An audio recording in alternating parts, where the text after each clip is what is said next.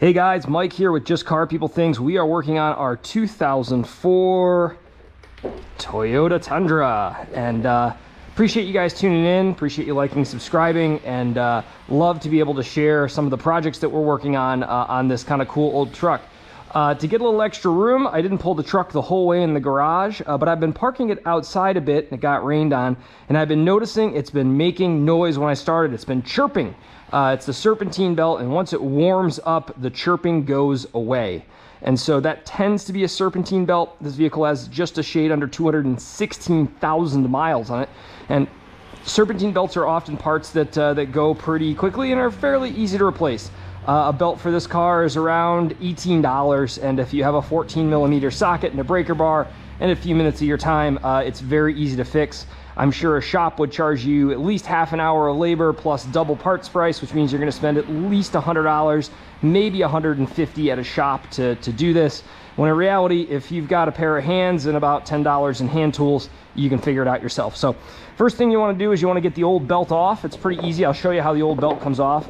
We've got a brand new Gates belt. You can see it's nice and new, and you can see the old one's definitely pretty worn out when you look at it. So this is a Gates kind of higher end belt. One thing I like to do when I get it is to go through and just make sure before you throw anything in the trash or hook anything together, make sure that they're about the same length. I know that sounds stupid to say that, but so once in a while, you know, the parts shop will sell you the wrong part. They'll grab, you know, 060909 instead of 908. And they'll give you the wrong part, and so just double check real quick and make sure that they're the same length and also that they appear to be the same width, and then flip them inside out and make sure they've got the same number of grooves. And you can see how this belt looks almost smooth inside here, and this belt looks rough on the inside, and so that's what grabs onto those pulleys and those idlers when it gets spun around, and over time, they get smooth, they wear out, they make noise, they chirp, they squeal. This is the new guy right here. So just to show you how this all works, there's a diagram right here, and this is a left-hand screw, which means turning it left is going to be able to untorque the idler pulley right here. And this is the routing around internally here, and so this takes a little gymnastics to get to, guys. I'm not gonna lie to you. You gotta have, if you've got big hands or something like that, that might be a little bit of an issue, but you come down in here, take out the light here and show you and see the actual system itself loops through all of these different pulleys that are on here.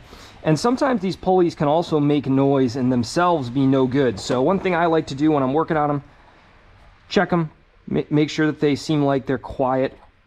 Shouldn't hear a lot of noise when they're spinning. Sometimes some of them spin freely, some do not. But you can sometimes see if there's play in one of them. It really will look wobbly or won't seem right.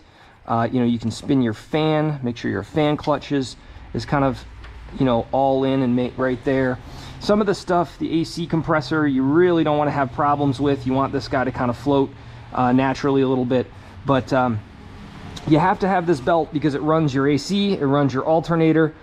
Make sure that your fan is turning, and that is going to be major problems if you don't have it. Your time is limited. So I'm going to get into a little bit of a fight with this here for a minute, get it all lined up and get it squared, and then show you how this tensions on and off with your 14mm socket and in the bar. So cheers, guys. Thank you so far for tuning in. All right, guys, we're back. Just wanted to tell you I got the new belt on. Took a little bit of fighting, but that's okay.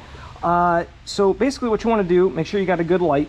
Come through and make sure that you are fully on all of the sort of chines on the pulleys. So you'll notice these pulleys are grooved. They have grooves in them. And you have to make sure that the belt is appropriately sitting on. Whoa, hello. Sorry, knocked my light loose. You have to make sure that the pulleys are all lined up with the grooves on the belt. So make sure right there on the top we're good. Right on the crank pulley, which you can kind of maybe see down at an angle down there.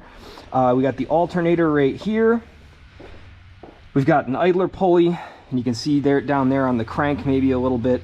You're all set down there. And then we also have two, let me move my hand here. we've got 2 pulleys over here. So you've got your AC condenser and then another pulley down there at the bottom. So you got to make sure that you're all lined up, that the belt lines up appropriately. And you can actually check that by spinning the fan here a little bit while it's stopped. But so what you do is you get your breaker bar. Hopefully you all can see that down there, your 14mm socket and your breaker bar. It's a left-hand screw, so it's actually lefty-tighty. And you can see that as I spin that screw, the belt tension comes loose. And so when the belt tension comes loose, you've got the ability to then slot the belt right there over its last spot to hook up. Make sure it's all hooked up appropriately. That guy looks a little tight right there. So just so it's just right, you tighten the tension back up. You pop your breaker, shake your breaker bar off there. You're good to go. And let's do a quick eyeball check one more time. Looks like everything's nice and lined up. So I'm gonna jump in the car, I'm gonna fire it up, and we're gonna see what we get here. And if you hear squealing and see smoke, you'll know I've done it wrong, but otherwise I think we're in good shape. So here we go, guys. We're off to the races. Leave the door open so you can hear if something goes wrong while you're cranking it.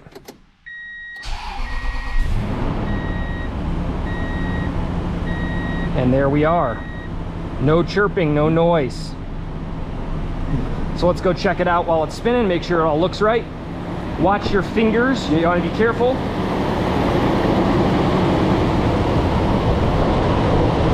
Just right. Perfect.